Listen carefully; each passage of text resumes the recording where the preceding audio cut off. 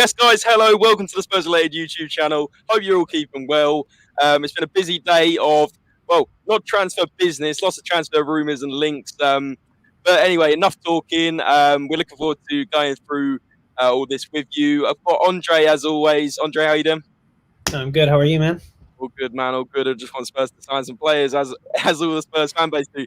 And Yeah. we've got a very special guest, got the Euro expert, my man Alex. How you doing? I know it's been a little while, 6 months. I think since we had you on, since we were talking about the summer transfer window. But no, it's a pleasure to have you back on, mate. Yeah, it's a pleasure to be back on. I was admiring that intro. I'm surprised you haven't entered Bergwijn's late double into it yet. I imagine that'll be next. Yeah, we're working on that behind the scenes, mate. Don't you worry about that. But no, yeah, like I said, last time I think we were talking about Emerson Royale. Crumbs, it was a while ago now. Emerson Royale. Who else were we talking about that we signed? Brian Hill. Brian Hill, you talked to us about. Romero, you talked to us about. And now it's Adama Traoré and Luis Diaz. Amrabat, we're talking about him as well. There's all sorts of links. No signings yet. What date are we on now? The 25th of January, I believe. 26th of January. 5 days remaining. 0 players signed and a lot of exits linked to be leaving. What are your thoughts, Alex? Yeah, I'll tell you what, the exits really they've piqued my interest, particularly where they've been going. Like on Dele to PSG would be a howling move for all involved besides Tottenham. So I'm keen to discuss that. I'm yet to discuss that anywhere. Dele Alli, I've got a firm idea of where he should go. And then the incomings are quite exciting, really. They're all quite not awkward players, but not ones that would immediately spring to mind. Even Luis Diaz, I never pictured him go to Tottenham just because they've got Son. So I think we can have an interesting discussion about all of it. Yeah, absolutely. I think that's the thing that surprises me the most, without me, talking too much. Luis Diaz, obviously winger, can play forward, I believe, as well. You'll be able to tell us more. Linked with him, whereas I think we need to strengthen centre back and a centre mid, which is the surprising thing. I think our forwards, like you said, Son, Lucas, Kane, Bergwijn, back on form, although rumoured to actually go still. What are your thoughts? Do you think, in terms of Tottenham as a whole, do you think that is the last position they need to strengthen? Like, why are we putting in 45-50 million pound on this player? Yeah, it's weird to think. That's a good point, because it's weird you could come away from this window with a new left winger when you've already got Son and a new right wing back when I know he's not been adapted to the world perfectly, but you've already got Emerson, who was bought in the summer.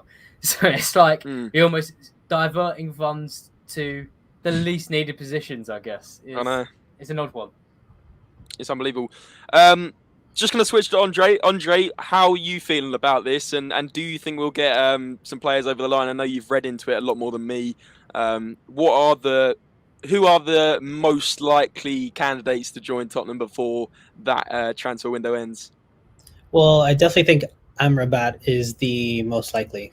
Conte, from what I've heard, and Paratici are really interested in him. Conte has been wanting him for a while now. And to be honest, I think he wants to fix that midfield. Finding a center attacking midfielder is a lot harder to do. But I think being able to rotate, having someone to rotate in there besides Højbjerg, Skip, and Winks in those CDM roles is very important, especially with Ndombele leaving, which, to me, honestly, it makes sense to have him go after that incident that happened in Morecambe where he was sort of booed off. It makes sense to have him go. It's been a few times now that he's been wanting to sort of leave. The attitude hasn't been there. It's been years now. If Mourinho can't get him to perform, and a bunch of other ones, you got Nuno who also can't get him to perform, and now Conte can't get him to perform. I think it's time to go. And I think PSG is a good spot for him because he is a Pochettino player. He's a Pochettino signing. So yeah, absolutely. I'm quite surprised, though. I think Alex has touched on it. Like, PSG, obviously, one of the best teams in the world, certainly one of the most glamorous squads in the world, going for a player that's struggling at a club that can't even sort of break into the top 4, let alone top 6, and is going to suddenly, perform in the Champions League. I'm sure Ndombele won't be a starter, but it seems like a bit of a surprise, Alex, doesn't it? Well, yeah, I think we can all agree when Ndombele's on his day, he can be a top world-class player. It's just so few and far between, right? Like when he's on form, when he's taking on players, beating them, and playing these beautiful passes in behind, and he's, when it's in the first 60 minutes so he can run, he's great. It's just after that, like you guys have kind of explained, it's just not worked out. But I have a bigger problem with him going to PSG. So in the summer, they signed Gini Wijnaldum, and the plan under Pochettino was clearly to play a 4-2-3-1 with Wijnaldum in the attacking midfield role, and maybe switch into a 4-3-3 with Wijnaldum left centre midfield. So they signed Messi, and that meant Wijnaldum was relegated to the bench. So I don't understand. Wijnaldum doesn't look like he's going anywhere. If they bring in Ndombele, there's literally nowhere he plays. That's what I don't understand. Yeah, PSG, when everyone's fit under Pochettino, they've been playing 4 at the back. Then it's like Verratti and Gay in midfield, maybe Herrera in midfield. Di Maria, Messi, Neymar, and Mbappe. Unless you're going to put Ndombele over Messi, which, let's be honest, if he does that, Pochettino will probably be stabbed. Or if you're going to put him over Herrera, then you've got it's Marco Verratti versus the Ocean. I don't. There's no reason for it. But the thing is, PSG they just have so many players. They just like making these signings. I honestly wouldn't be that surprised if it happens. Yeah, spot on. It's just a surprise. There's almost and like you said, he's not going to get in the starting 11. But also, I feel like there's players off the bench that would get on before him. So it's a surprise on all avenues. And I think Tottenham would do the best out of this. The fact they would get, well, what's he on? 180k a week? It's something ridiculous. Get that off our wage books. Get PSG paying that with their nice big money. It can only be a positive. It only can, hopefully allow 2 or 3 more players to come in. Whether that's going to happen or not, I don't know. I can't see us signing more than 2 players at this rate. But let's stick to the players out for now, and then we'll come on the players in, because I know that Alex, you're going to do a little review on the potential Adama Traoré and a little analysis on Amrabat. So sticking on the players out, obviously Ndombele is rumoured out. The other one is obviously Dele Alli. Now, Alex, I'll come to you just in a second. I know you said the ideal place for him to go. For me, very quickly, I would say Newcastle. I don't know if Alex is going to agree, but the reason being, I think Newcastle obviously struggling with the Premier League. They're right down the bottom of the table. They're going to have to push to survive. And not only that, he could come in and be the star man and push them to survive. But obviously his form is out the window now. The good thing about going to Newcastle is he's obviously got Kieran Trippier there, just been brought back, knows him very well. I'm sure they're good friends. And there's a whole other bunch of reasons. Newcastle need a bit of support in that, attacking midfield role. Yeah, they got Saint Maximin coming in on the left, but you need to look at Newcastle's midfield. It is weak, and I feel like Dele Alli could support that well. Andre, I'm going to come to you because I know you know a bit about the Dele Alli situation and where he could go. Talk us a little bit about what Fabrizio and all the other sources are saying about that. Right. So definitely Newcastle is in the race. We have Southampton, Brighton keeping an eye from a distance. Everton now is also in the mix. But it would make the most sense that he would go to Newcastle, being able to pay the full wages, right? Spurs are trying to get that wage relief. It makes sense. Like you mentioned, the Trippier connection as well. And just the fact that on his day, Dele Alli is a decent player. It's just he hasn't been doing that at Spurs often enough. But Newcastle at the moment, anything that could get them out of the relegation zone would be good. And from what I've heard, I'm pretty sure there's some problems currently in the Lingard situation with Newcastle, so they could turn their heads to Dele Alli now. Yeah, absolutely. I know Southampton was also rumoured, but is Newcastle looking the favourite over them? And it would make sense, especially with all the money they have, spending over 100K a week on him. They would be able to afford that easily. Absolutely. Alex, I know you had an opinion on this one. What is your thoughts on the ideal club for Dele Alli? Right, so Newcastle will be my second choice. I think Newcastle's a very good option. Basically, when I look at Dele Alli, I see Jesse Lingard. I see someone who needs to move elsewhere. He needs a run of games. He needs to prove himself. He knows if he fails on loan in the Premier League, he's not playing in the Premier League anymore. That's him pretty much done because he's failed too many times now over the past few years. And he'd have to move either abroad or it'd be completely out of date. It'd have to be a backup at another team. So I see someone who's going to come into a Premier League team, inject some energy, actually have a good few months, maybe with an eye on the England squad in the World Cup. So Newcastle, good option. The only thing I think is just, without being too clued up on Dele Alli, all I'm seeing at the moment really is someone who's just getting fed up a lot of the time and starting well under different managers and failing. I look at Newcastle and I think, if this club doesn't do well, if they don't get Bruno Guimaraes in, which if they do, it'll be amazing. But if they don't get him in and they still look like heading towards relegation between coming up to March, I see Dele giving up and being like, you know what, fuck this, I can't be asked anymore. So I say he goes to Everton, who are also a criminally awful team, who probably better protected from relegation. But Alli's, well, they have a big hole in the attacking midfield zone because Iwobi does nothing. Demarai Gray's great, but only off the left. Townsend's good off the right. Alli comes in, he sorts that attack out in the hole. Position's actually made for him there, and he can kind of spur sort of a mid-table languishing relegation team up there, and I think there's less pressure on him. That's the thing with Newcastle. If he goes there, there's pressure on him to perform straight away. It's well, that was the thing with Lingard of West Ham, why it worked so great. It was, Lingard, if you come in, could you push us to a Europa League spot? If you don't worry, mate. We're West Ham. We couldn't care less. Yeah. That's what we need. That's what Dele Alli needs. He needs to go to Everton and be like, if you could push us to 13th, that'd be great, mate. But if we go 15th, it doesn't really matter. So that's what Dele Alli needs. Yeah, I completely agree that it's the pressure element. I see what you're saying. In March, you might think, oh, I'm going to go down anyway. I'm going to give up. You know, I'm going to focus on making some more TikToks at halftime when Spurs are 1-0 down to their rivals. Well, we weren't 1-0 down, but it was that terrible decision without going on about that. But you're right, Alex. I see what you're saying. And Everton, they could do with an attacking midfielder. I think to myself last season, Everton were using Gylfi Sigurdsson there. I don't know where he is. I think he's in the mud somewhere. But, you know, at the end of the day, I think that's a great option. But like Andre's saying, Newcastle is looking the likely one. Asking the question to you both now, do you guys think that we will get one of them? Sorry, do you guys think he will go in this window? Is what I was meant to say.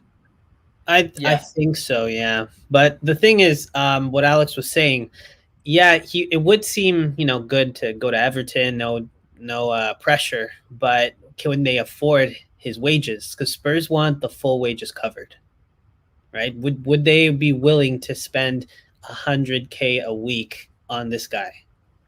I think it depends on FFP, because if they're allowed to buy FFP, Everton certainly will, because they spend money like like a drunk man. So if they're allowed to, and it's not like the summer, they probably could. That's a good point. Yeah, exactly. We've got a couple of people in here. Joe Polar, welcome on in. Said Dele will have no expectations and a big check. He can move on 100%. Think you echo in the thoughts for a lot of our fan base at the moment, Joe. Carl's in here, says, evening, gents. Carl, if you've got any questions about the transfers in and out, whack them in below, but welcome on in. Yeah, I think Dele Alli has to move on. I think you're spot on. If it's looking likely that he's moving on, I think it's best for all elements. Himself, to try and revive his career. Tottenham, because he's just getting hate from the fan base, or at least 80 to 90% of it. And in a way, rightly so. Yes, he was great for the club for what, 2, 3, 4 seasons back in 2015 to say 2018. But since 2019, he's done absolutely nothing. His attitude has been poor, and he's just not liked being on that bench. And even Mourinho tried to revive him. Then he came in the starting 11, scored a few goals, and it just didn't kick on from there, really. It's just best for all parties, really. Don't you think, Alex? Yeah, I tell you what as well. It might be a more deep note on it, but I've been reading more into how some footballers are just kind of in a world now where there's so much money in it. You realistically only have to play for a few years, and you could be made for life. But I think wherever Dele Alli moves next, we will see if his heart's in the game anymore. Yeah. Because if he comes in and goes, I want to get into the English squad, I'm going to do it, we'll see the best of him. But if he, same thing, if he starts well, then tails off, I think that's a guy who's just kind of had enough of football, really. Yeah, he's fun. He's got all the ad deals, all the clothing deals, all the sponsorships. So Yeah, you're right. He's a bit like a Bale. He's kind of lost his interest in football. Bale's all about going on the golf course. But without going down the Bale route, Ben's in here. He says, what does Euro expert mean? Euro expert, the stage is yours. Talk to yourself. Talk to the guys about your channel and have a little mini plug at the start of this video. Sure thing. Well, yeah, but I mean, you can specify that question more. But yeah, you can always ask me directly on my Twitter at Euro expert. Any questions, Ben? Make sure you follow there and DM me, and I'll be sure to reply. Yeah, this guy has written over, what is it, 100,000 words on the European football games last season. Oh, no, it's 400,000 now. 400,000 words times 4. 400,000 words on European football. So, guys, this guy knows his stuff, and we're about to find out when we do the transfers in just exactly what he knows about these players. It will blow your mind. It certainly blows my mind. I'm speechless after I haven't got a clue what's going on, to be honest with you. But anyway, Joe Polar says, should we sign him? Does Luis Diaz play on the right or left side? And Kane and Son with him in an attacking three is mouth-watering. Well, I mean, yeah, if you've seen the Colombia versus Brazil game, you would know Luis Diaz he's good. He got a bicycle kick in there. I have a friend who's from Brazil, and he still has nightmares about it. Wow, that was in the was that in the Copa America, wasn't it? No, was it the Copa America or the qualifiers? One of the two. But I remember it because he scored and didn't they lose Brazil? No, Colombia, I'm pretty sure still did, but him as a player stood out. Okay. Couple more questions coming in. Here's the question from Kai. He says, it gets to 11 p.m. on deadline day and we sit down to evaluate what would you class as a good window? Carl, for me, starting things off, signing a player would be lovely. But in all seriousness, I think we have to get rid of Ndombele and Dele Alli. I would love to get rid of Lo Celso as well, because I think he's awful and he's taken up a lot of wages and apparently he's not liked at the club. News was saying this week. But in terms of transfers in, I think the amount we talked about Adama Traoré, people will be in uproar if we don't sign him. So I think get him in the door, see what he can do. You know, he's only £20 million, I think we have to pay for this guy. Like, it's worth a go. Like, for one of the quickest players in the world, yeah, I know you might as well sign Usain Bolt and his end product might not all be there. But if Conte can turn Ashley Young and Victor Moses into decent fullbacks, I think Adama Traoré's got all the assets to be able to. And the guy's an absolute tank. But also, I would say we have to sign one of these players we're linked with, preferably Luis Diaz, because he seems like the better player. But Amrabat, I might change my mind after your experts talk to me about him, because apparently, well, a lot of the fan base are saying, you know, we don't want Amrabat. You know, we haven't heard of this guy. Who is he? He's made 11 passes this season or something ridiculous, those stats. But your expert might be able to change your mind in this video. So this might be exactly what you needed to hear, Spurs fans. But a couple more questions. Will Price, welcome in. Hope you're well, mate. He says, what do we need to do for top 4? I think we'll come on that question a bit, because I think we need to see after January what our team is looking like, because obviously the obvious answer is win games, but I think you mean in terms of the transfer window. So we will be reviewing the transfers in just a moment. Crumbs, we've got quite a few comments in here, guys. Feel you're in here now. Wayne Bonner says we still need a centre mid and a striker. Levy seems to have a hard for wingers rather than focusing on positions we need. Yeah, it's like it's in. You say that, right? But we haven't had a backup striker properly since Carlos Vinicius, and we haven't really had a proper backup striker for years on end, to be honest with you. Traoré or Dest, they're two very different players. Very, very different players. Dest is more of a right back and Traoré is more of a right winger, but I know we're talking about right wing back. Out Dele, Doherty, Lo Celso. You got to put Ndombele in there as well. In Diaz, Adama and Amrabat. Oh, wow, this guy wants Amrabat. Here we go. Will Price says, cheers team. No worries, Will. Stick around for the ins. And lastly, Diaz is a world class. That is why we need to pay Porto whatever they want. Also, any news on Paulinho exclusive? Paulinho, I think. Oh, Andre, do you know this one? Because I haven't heard about this one. No. I'm assuming he's talking about Paulinho, maybe. Yeah, maybe we're gonna get him back. You know, the old Paulinho, the centre mid from Tottenham. You know, it might mean João Paulinho. I think his name is Sporting. Oh. Yeah, Sporting. Yeah. Is he the one who went from Braga to Sporting? It might be. And he was linked to Wolves quite heavily in the summer. Okay. Well, the thing is, all these signings that we'll talk about, right? They're only going to happen if we get some players out. That's what I've heard. And Dembele or Dele Alli, if one of those go out, you can assume a player is going to come in. Until then, nothing's happening. So we just got to hope they get somebody out.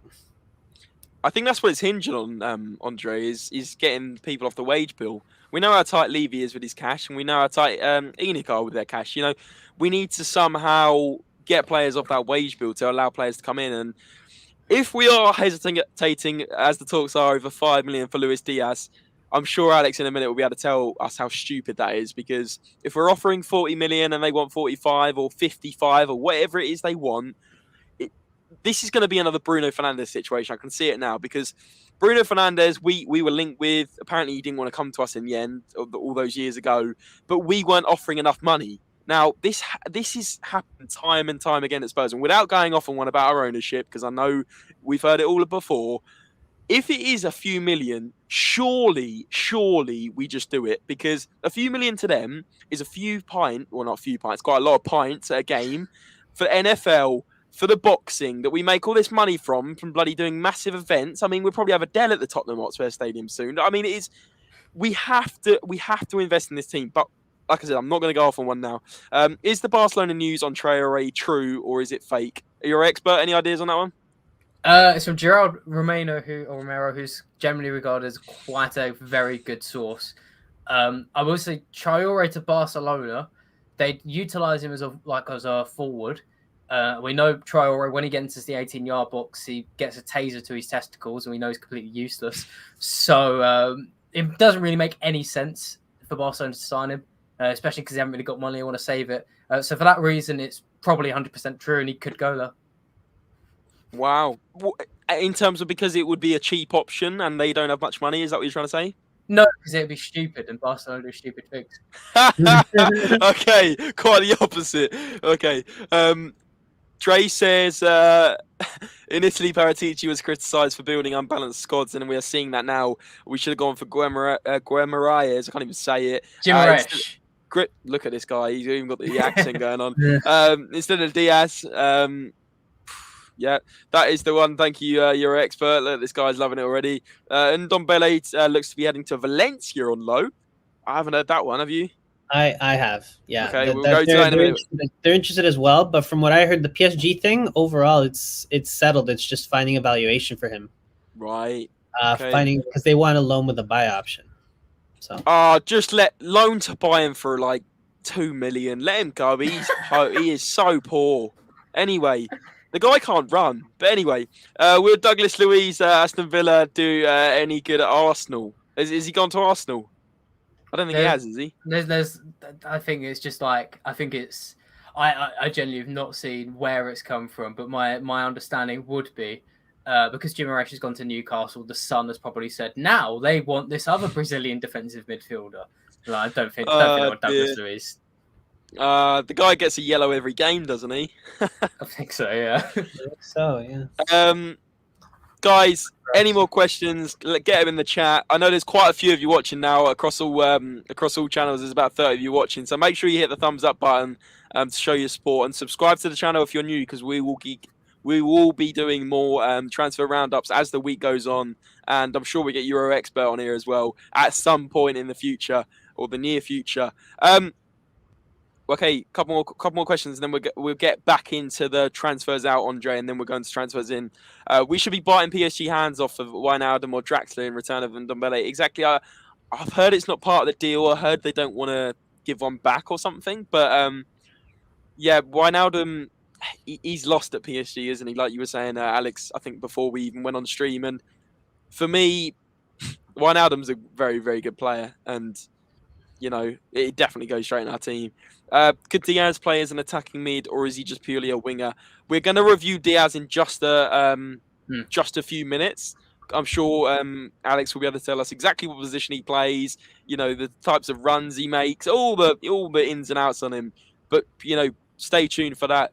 Andre, talk us through one or two more transfers out that could happen before the end of the window.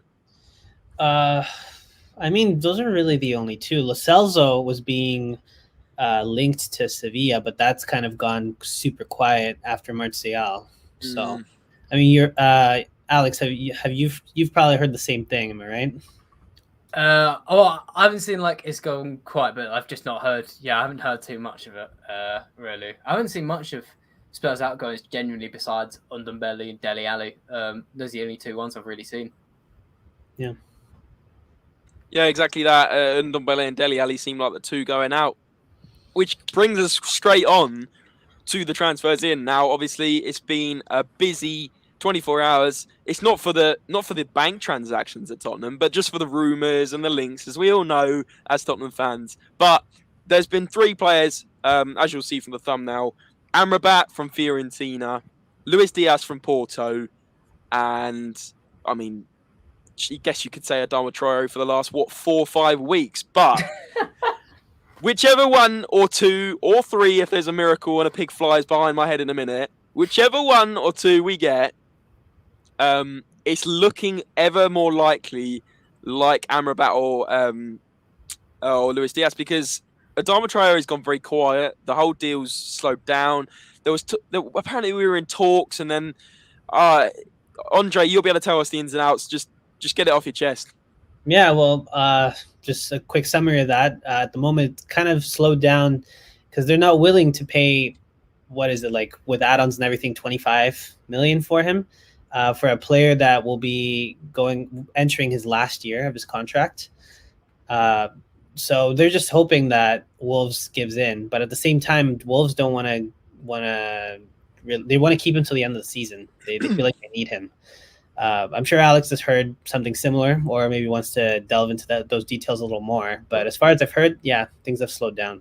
Well, no, I was going to ask more really, because for people watching who don't know, I am a neutral fan. So we're discussing backstage, so I don't look into the transfers or anything, and I'm so confused by Traoré to Spurs. Like, I swear, last week it was on. It was like not even like just it's on, like it's happening. It's pretty much done. Just need to sign a few deals. I'm so confused. I don't know what's going on with. So Alex, from a non-neutral point of view and a very passionate fan, I'll tell you that we're very used to this. When we talk about a player, we'll sort of go, terms agreed. You know, here we goes round the corner, and guess what will happen?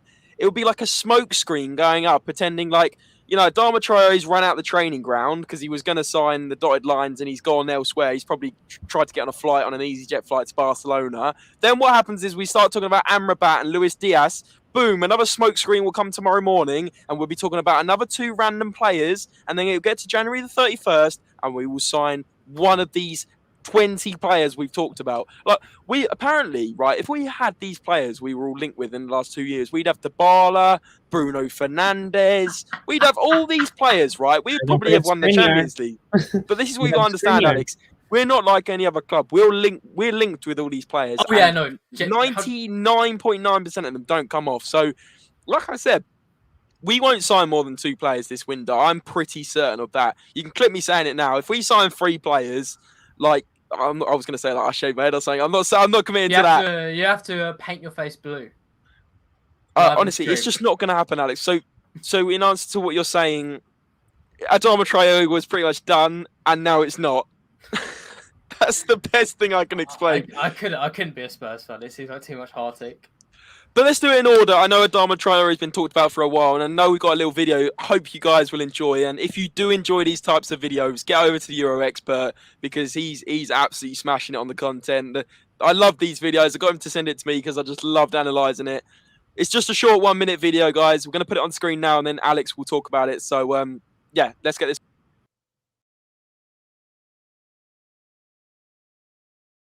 Adama Traoré looks set to be Spurs' new wingback, so what will that look like? So Traoré's best asset is his ball carrying ability. You can't shove him off the ball, and he's brilliant at bypassing tackles. That gives Spurs an avenue of ball progression down the right hand side. And let's say that Traoré isn't that deadly. Well, still, him carrying the ball at pace will help Spurs counter-attack, as it's a fast way of getting up the pitch. It also distorts defensive blocks, as players have to step out and face up Traoré. That creates space at tangent forwards like Kane and Son can operate in. Traoré is so quick too that he provides recovery pace down the right, which can allow Spurs to push higher up and squeeze teams, because they know any balls in behind could be caught up with by Traoré. And that is all if Conte can't coach Traoré to work on his final ball and his shooting, so there's clear benefits to this move. I'd rate it an 8 out of 10. Wow, 8 out of 10 at the end there. 8 out of 10. Alex, I mean, obviously I understand what you're saying. You know, he can run onto balls, you know, get behind the defenders, cause problems. Elaborating on that a little bit more, why do you think it would be an 8 out of 10 for Spurs? Yeah, and I will say as well, 8 out of 10's, for anyone who's seen my content for 8 out of 10's like one of my higher ratings. I know. Yeah, very rarely give higher. Romero got a 7 out of 10, I think you gave Romero. I could be wrong. Yeah, I think it was something like that. I always keep it. 5 is the midpoint, so 8 shows it's very good. And I think the reason is because I think he'd be the one player Spurs can have who automatically gets doubled up on. Like wherever he is on the pitch, he's just a chaos creator and he's always creating space. As I emphasised in that video, when he's reaching into the final third, he's going to create space because he has to be doubled up on. Otherwise, he'll be able to cross the ball, or he'll just be able to beat his man and get into a more dangerous area.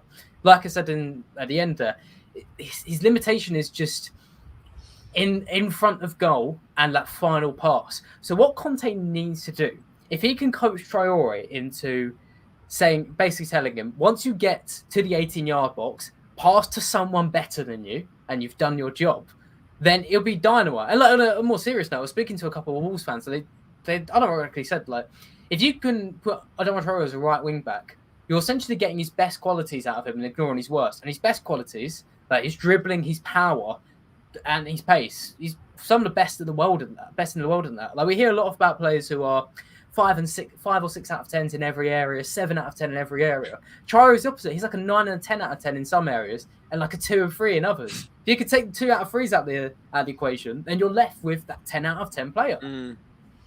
Yeah, very good points. I think the main concern for Spurs fans, and I think I talk for a lot of people here, when you think Adama Traoré, you think right winger for Wolves, causing problems, getting to the byline, putting in crosses that potentially aren't even that great, but it's that threat, it's that attacking, you know, force down the wing and really getting at defenders, not being afraid to run at them. If he played in a right wing back role and at 5 at the back at Spurs, would you be concerned on his tracking back and his defensive ability? No, I would not. I think, one, with Conte, he drills this into his players. They're always very well defensively disciplined. I think what you saw at Chelsea is they're sort of drilled into the ground, where maybe in a couple of years you might see him burn out. But I think Traoré would be well positioned, and because of his recovery speed, he'd be able to get back into position. I know that can be sort of a term we throw around, like, oh, this guy's quick. That means he can get back into position easily. But it is a valid point. Like, even if you look at some of the best defenders in the world, like Thiago Silva, these guys need to manage the defensive line because they're not going to be catching up with someone like Traoré. So he has such a valid quality where he can push up high and he'll still be one of the first people back in position. Yeah, I mean, I've seen him in real life. He is lightning quick, and I mean, it's frightening how quick. I went to a Brighton Wolves game, and he came on in I think it was the second half, and he literally changed the game, because what he did at the Brighton defence, as we know, Brighton play at 5 at the back as well. He literally ran at them, right? Not afraid to run at them, and ended up literally getting through on goal a few times. And obviously, we talk about the end product in a minute, but it's the end product that lets him down, and he gets through so many times. He'll get down the wing so many times. He'll beat the player so many times. But it's that end product, as we saw last season. I think it was the thing that scars me in the head is 36 games, 2 goals, 2 assists. Alex, would you be concerned with his return on numbers? And I know if he's playing a right wing back, there's not as much obligation to score. But in terms of getting down the wing and putting in a frightening cross, do you think he lacks that in his game? A little bit, but I think it could be worked on. The benefit of this move, if it wasn't Antonio Conte, I'd say no.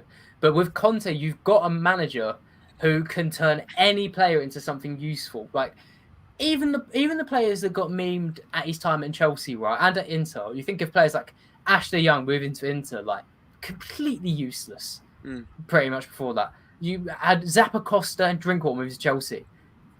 No other manager in the world can make them useful at that stage in their career. But Conte did. Like, people forget Zappacosta. It's actually quite a useful rotation option at Chelsea. So with Drinkwater in his first season. And Ashley Young actually contributed, I think, quite well from the left wing zone for Inter Milan, switched on the right as well. So you've got a manager here who will look at Adama Traoré and turn it into something. And as well, I was speaking to a coach, so a recruitment analyst, I think at Hibernians in Scotland, and he was saying like what he hears from within the game, all the coaches, every top world-class manager is dying to work with Adama Traoré because they're all convinced that they can get the best out of him. But it's sort of like the ultimate puzzle. But I back Conte as a man who can fix it. Yeah, if anyone can get anything out of him, you'd think, Conte would be one of those people. So it would be an interesting one. I was kind of in the boat of please don't get this guy, and now I'm probably in the position let's just get this guy.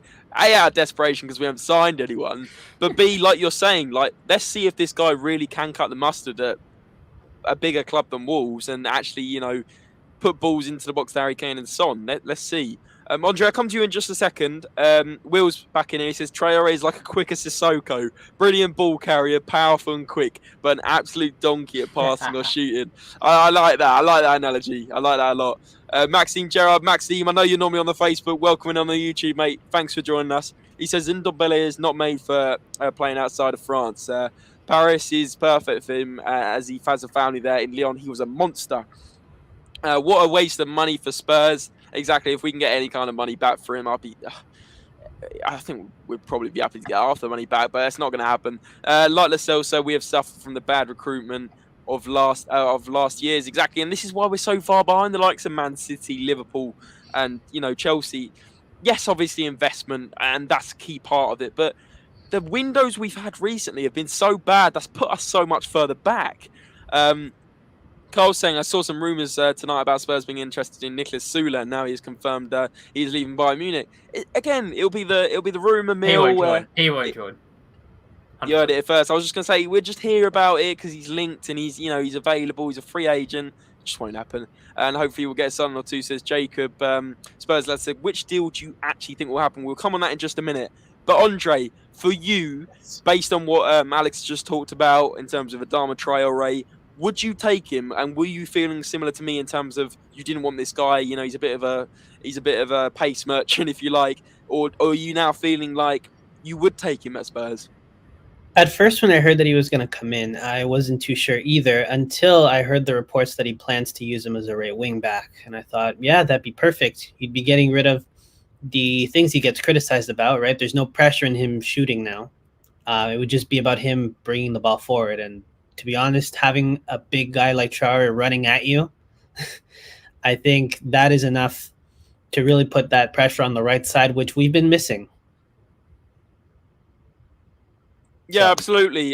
Do you think the only thing about the right wing back position, right, is Doherty? He played he played one good game really against Leicester, and people were saying, "Oh yeah, put him back in there over Emerson." I think we're forgetting we signed Emerson 5 months ago, and this goes back to the recruitment.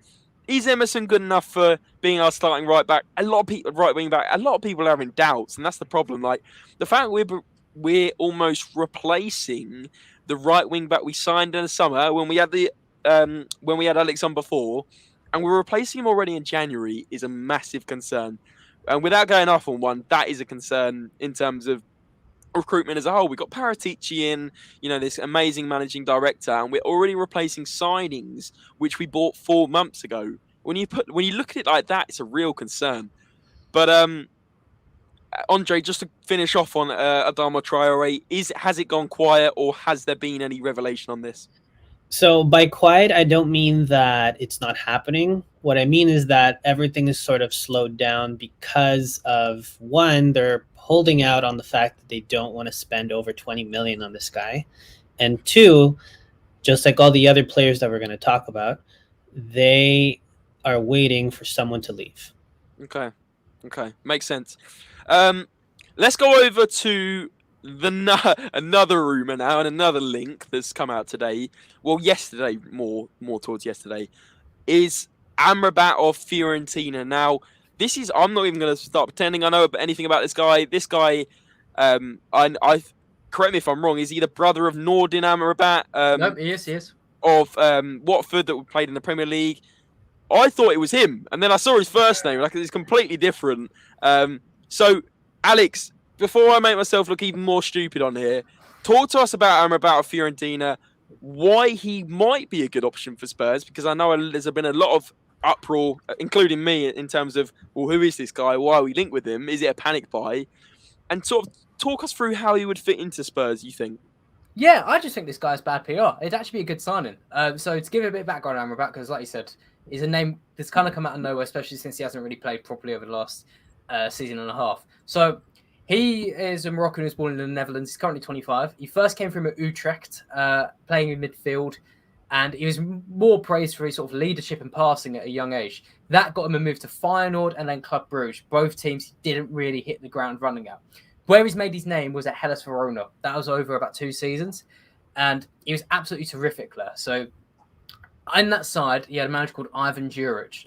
Is I think a Czech Republic manager, Croatian manager. Sorry, absolute, almost like Klopp-like, like a heavy metal nut and loves vertical football, and that's what Amrabat was in the team for. He was in the central midfield zone in a 3-4-2-1, so already links to Spurs there. And his main job was to get the ball, turn and charge up the pitch. Kind of reminiscent of Kovacic at Chelsea, I would say. He never put up big goals and assist numbers or anything like that. But what a couple of misconstrued things, I think, is some people looking at him and thinking he's just a ball carrier. He does no defensive work. At Hellas Verona, this is when he was like 23, 24 years old. Or 22, 23 years old, rather. Absolute unit. I think online it says he's 5'8". He's definitely much taller than that. I'd say that's 5'11" or 6 foot. It was bulldozing players off the ball, buzzing back. I'd say another good comparison that I've used recently, it's almost like Cucurella of Brighton in central midfield, like full of energy, technically good on the ball, but he's a decent passer, not there in the final third. What I just love about him is how he's always getting up and down the pitch and winning the ball off teammates. Where he's gone cold is Fiorentina. So he arrived there, he made a move there for the 2021 season. The move was made permanent. The move originally happened in January of 2020, and he was the second record sign in Fiorentina's history, £17 million.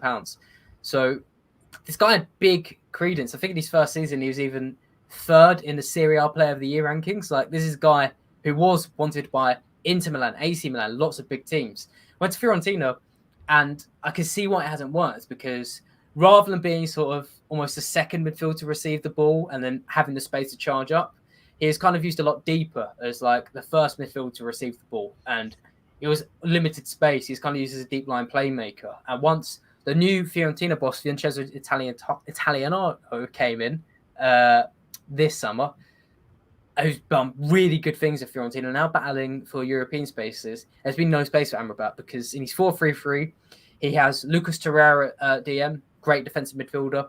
He has Bonaventura at right mid, who's a good box-to-box midfielder. He's, I think, a bit more cultured and a bit more rangy than Amrabat. On the left side, you've got Alfred Duncan, who's a bit more of a ball winner. So he just didn't really have a role for Amrabat, and that's led to the mad stats we've seen, where I think it's like more fouls and tackles since he's been at Fiorentina, because he's just not been used correctly. B, kind of struggled to life, I guess, but I can 100% see why Spurs want him. I think it's sort of like the good traits of Sissoko, where he could play quite well in midfield across the width of it, if that makes sense. Mm-hmm.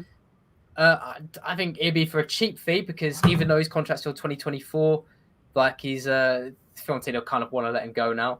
So I see genuinely no problem with this move, as long as it's like under 15 mil. I think it'd be quite solid for Spurs. Well, I'm already feeling a lot more positive after that about Amrabat, if it happens. Alex, the two things I picked out from the incredible analysis there is, one is he loves to run and he puts in a lot of energy. Do you think that's a massive obviously it's a Conte trait, and Conte loves his players to run, cover the most amount of ground as possible.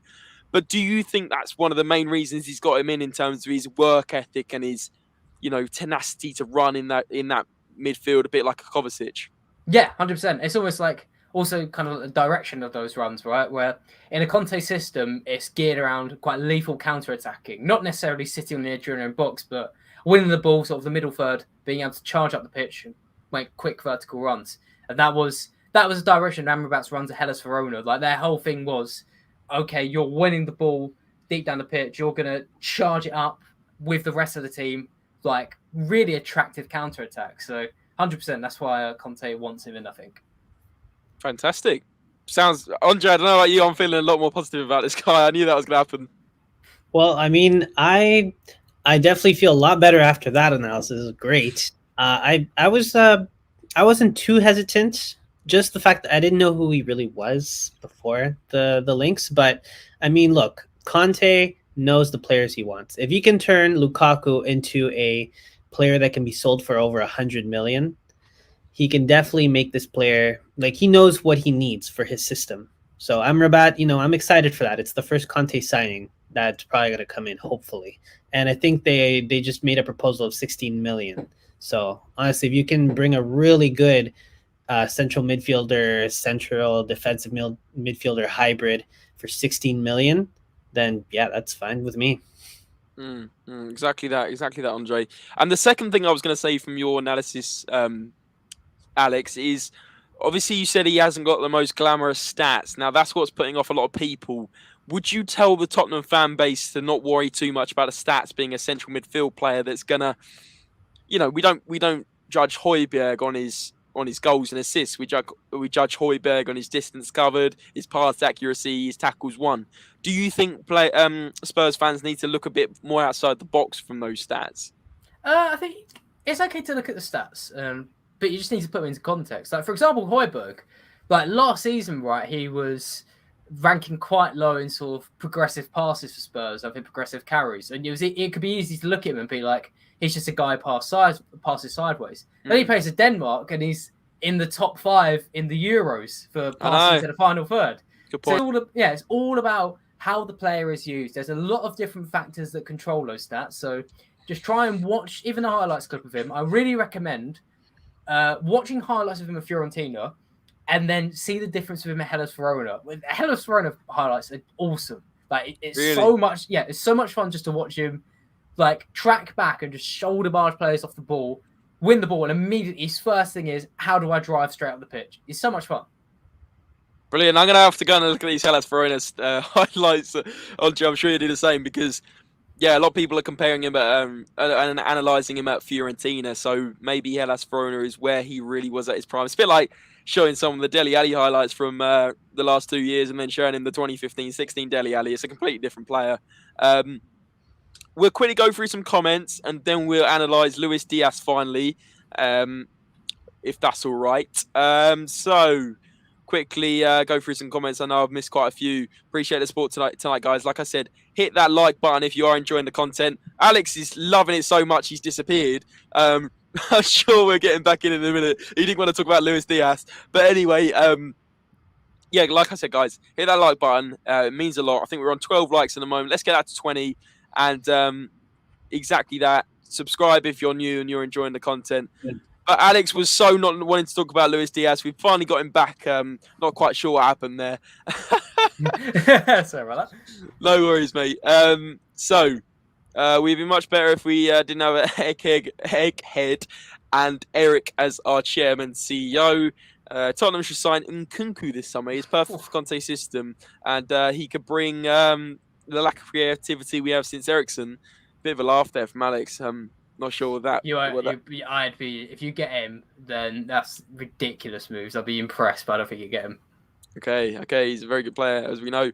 I'd take Adama and Diaz and maybe a centre back. That's it. I don't want a Watford reject. This guy isn't a Watford reject. This is what I thought to start with. This is the brother of Nordin Amrabat, right?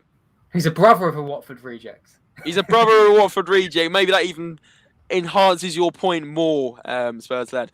Enek and Enek is Egghead and Enek is the most problem. If Traoré was just to be a right back, it probably would have been went much worse under Nuno, or at least Emerson has defensive ability.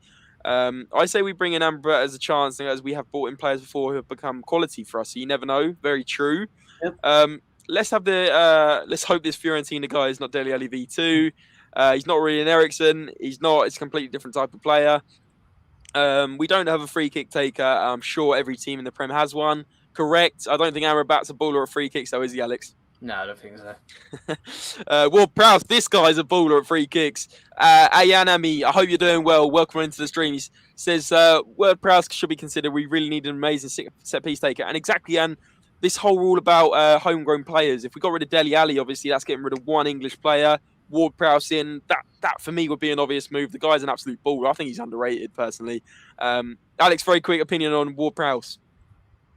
I think he's a good Premier League player. I don't think he's Spurs level. Okay. I think he's good. I think he's alright. Okay. Unfortunately, Alex, we have to settle down lower sometimes because when you get to the 26th of January and you haven't signed anyone, you start becoming a bit desperate. Don't know if you've noticed that. Spurs, don't be sorry, mate. I did the exact same. I thought it was the Watford reject, like you said.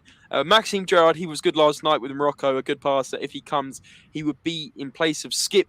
Would he be his replacement? I got a bit of loyalty to Skip. I don't want to see him go just yet. Like, the guy has been decent for Spurs numerous times this season. People say he's out of his depth sometimes, and I do agree that. But let's not forget the guy's like 23 years old. Like, maybe not even that. He's a young lad. He's got a lot of years ahead of him. Let's face it, Amrabat can't do any worse than some of the rubbish we have at the moment. Spot on, Cole.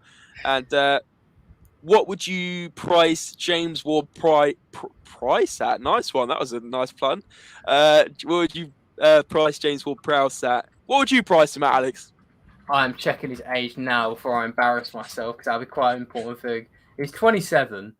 I'd never play more than 20 million for him personally. I was going to say 20 mil. So I'm glad we agree. Andre, 20 mil? Yeah, I was going to say somewhere between 18 and 25, maybe. Just a little more. Just because I feel like when he's in form, that's when we somehow, for some reason, want to go for someone. And we I will say, like, his free kicks, he's the best in Europe at free kicks. I did a study recently on this. He scored the most free kicks in Europe since, I think it was 2019-20. Like, most free kicks out of any player. Combined with, like, joint first with Messi, but Messi's had 50 more attempts than him. It's great. Wow. But it is 8 league free kick goals, which is like what? That's about just under 3 per season. So, that's still quite a lot considering it's a free kick, in the Premier League season. 3 Premier League. It is. But would you pay 25 million for 3 goals a season? No, but he does serve other qualities as well. I think he is a good midfielder. But I see what you're saying. Alex, let's not go negative on Spurs right at the end. Southampton hates us so much, most likely 50 million. You think Levy's going to pay more than 30 million? You're sorting 20 million. I mean, Levy probably wants them to pay us. But anyway, without going on a Levy rant again, final few minutes, let's analyse the main one today. Well, that came out yesterday, actually. Luis Diaz. Now, a lot of people won't have heard much about this guy. I saw a clip of him, right, against Man City. I think it was last season in the Champions League, or it might have been the season before.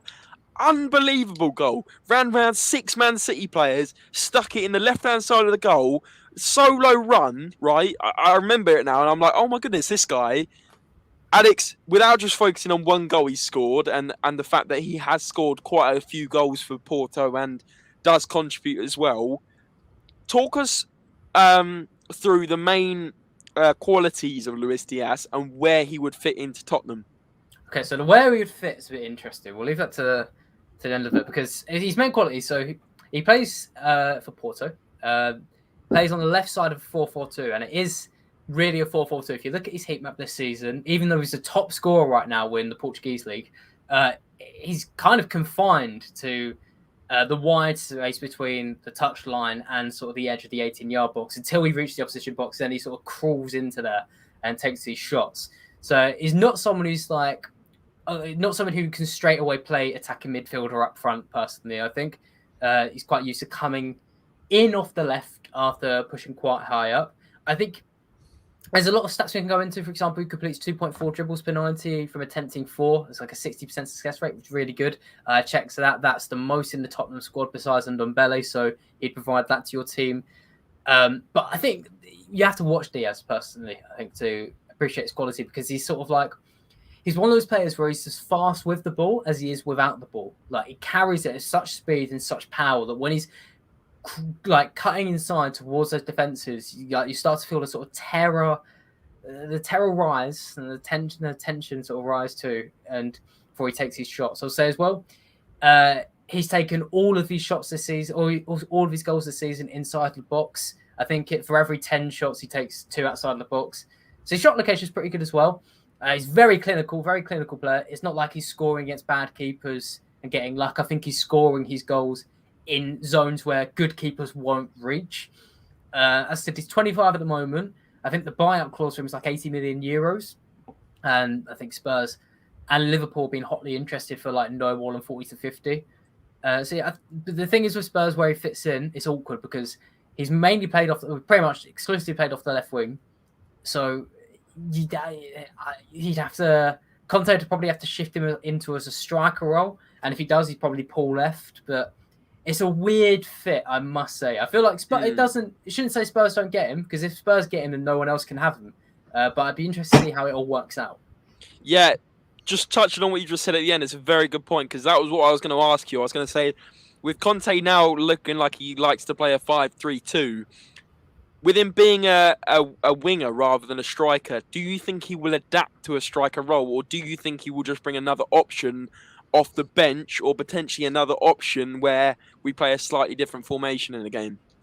I think personally, he could play it in the front two, but the key thing about front two is where, like we say, he's up front, he's not just going to be staying central and taking balls in. I think he'd play up front and sort of drift to the left to receive the ball and then cut inside. So it's like sort of a hybrid there. I think he would never work as a lone striker, I don't think, at least not for a couple of seasons.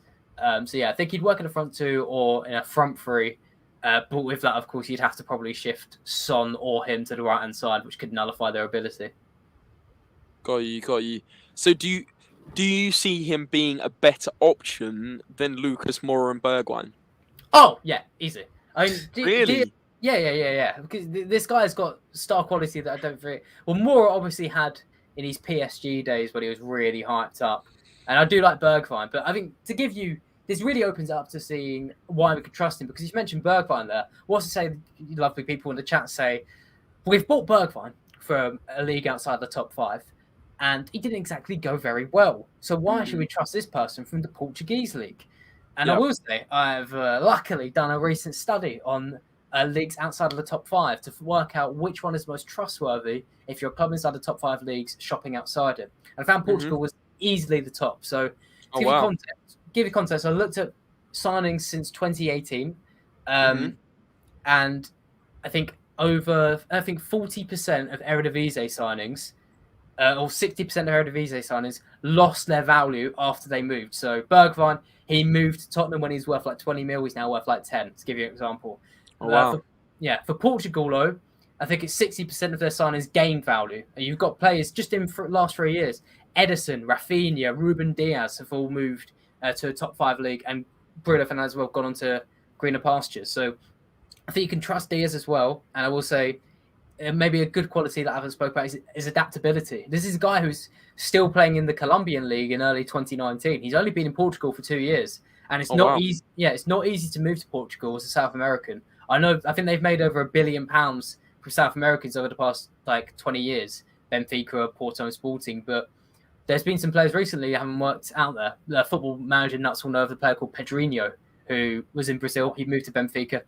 Didn't work out at all. He's now at Shakhtar. So Diaz has done very well, I think. And I think he's got quality that Bergwijn and Moura don't have.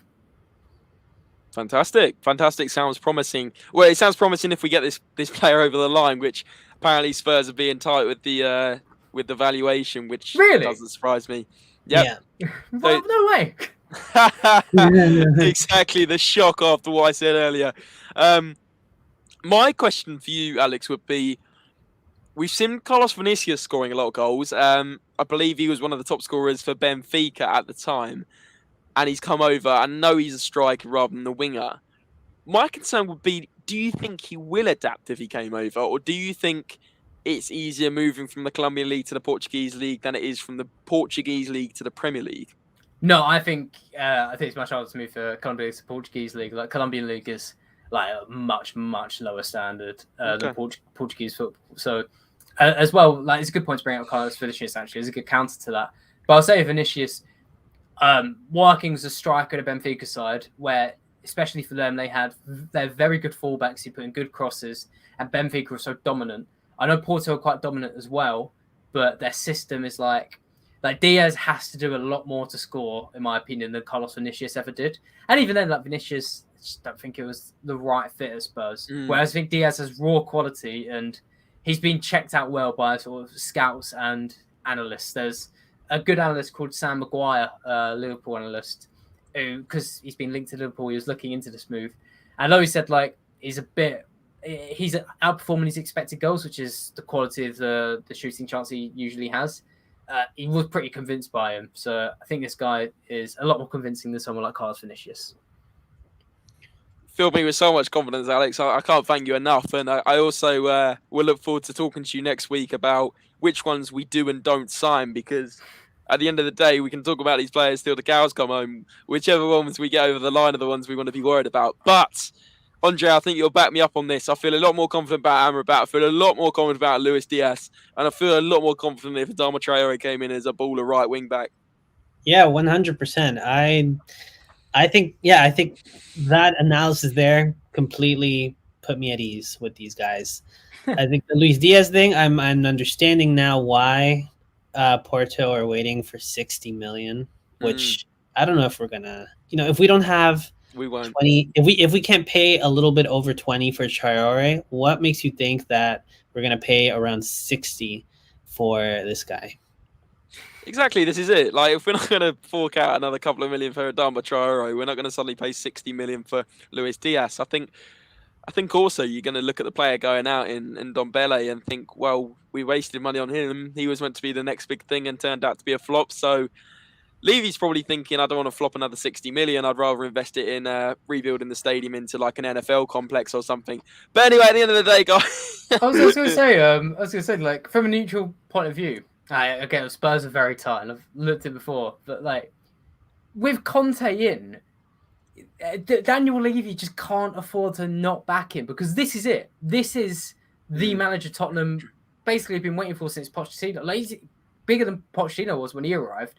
If he doesn't back Conte now and Conte leaves, Spurs, like, what's to say they're more attractive as a destination than West Ham at the moment, who are going in a positive direction and have been for a few years, and David Moyes has proven he's improving every signing that comes into that club. If Conte leaves in a fury like this summer because he goes, this club just doesn't back managers, then what manager's going to want to go to Spurs? So I think Daniel Levy has absolutely no choice but to take money out of his wallet.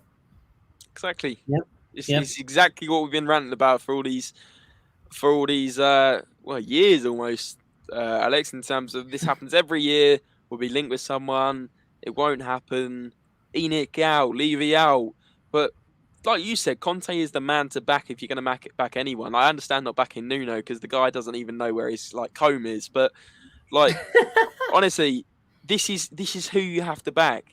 We're going to get through a few more comments. I'm going to wrap things up, guys. But Maxime Gerald says, Dyer, our best free kick taker, is depressing. Absolutely. Imagine how terrifying our right side would be with Diaz and Traoré if we got them over the line. If we started our pursuit earlier on it, I could have been optimistic about it. Exactly. Spot on. Someone contact Tevez and Sanchez, tell him to have a word with Diaz. He's not wrong. He's not wrong. But wouldn't have to play on the right side with Son on the left. Isn't there issues where clubs in Portugal only own 80% of the player? So that's I think it's still legal in Portugal. Basically, it's third-party ownership. It's what got Tevez to West Ham, that whole big thing. But there's been a couple of players in Portugal. You might, like, if you play FIFA, you'll see the high-rated Portuguese players like Brahimi, who was playing at Porto, the Algerian, and he never got a big move. And the reason is because he had what Carl was talking about, third-party ownership things. And I think that was a few years ago. I think pretty sure every player goes into Portugal who wants to move somewhere just rejects third-party ownership because they know it will screw their chances of a big move. So I think Diaz is completely fine. Is that with Quaresma as well? Because I remember he was always talked about to be amazing and he never actually made it into the Premier League. No, he did, believe it or not. He played for Chelsea.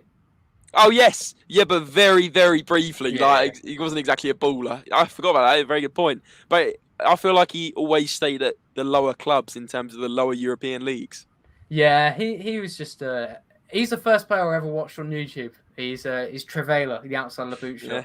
Yeah, I think it's just he couldn't play he wasn't cut out for the big leagues. He's done more than one of them as well. It's got to be said. Yeah. Spurs lad Mora and Bergwijn are the best off the bench. Your opinions on Luis Diaz? Nexie, if you missed it, Alex just did a fantastic analysis on him. So after this ends, rewind about 10-15 minutes and listen away because it's filled me with confidence on the guy. If that helps. The thing is, we offered over 60 million for Martinez. So where has the money gone? If we spend 60 million for Diaz, why not Vlahovic? Because he's off to Juventus. But I see what you're saying. Why didn't we even put a bid in? It'll be one of those ones we'll never know the answer to, Maxime, as always. But before we end things off, guys, a massive thanks to Alex for joining us today, Euro expert. Go and check him out on all social medias, guys. I think he's very close to 20k on TikTok. He's very close to 10k on Twitter, is it? Yes. And he's very close to... Well, just go and follow him on all the socials, guys, especially that TikTok, because that is where the content is pumping out. And obviously following him on Instagram as well. He's trying to push that as well. So get over to the Instagram. I'll leave all the links in the description, guys. But Alex, thanks so much for joining me, mate. Yeah, thank you very much. Thank you. Yeah, thank you very much for having me on, James and Andre. I had a very good time. I learned quite a bit from Spurs as well, especially Dele Alli's situation Andre was talking about. Had a very good time. Thanks, guys. Thanks so much, mate. It'll be a pleasure to get you on again. And yeah, we'll obviously talk what the actual transfers we get very soon. Yeah, absolutely. Andre, thanks for joining me, mate. Thanks for all the updates on the news. Of course, anytime. Thank you. And guys, if you are new to the channel, make sure you subscribe. It helps us out an awful lot. Like the video, which also helps out all the YouTube algorithms and pushes our videos further forward. And guys, remember, believe that we will sign someone. I know it's hard, but hopefully we'll be talking about a signing in a few days. Take care, guys, and we'll see you next time. Bye-bye.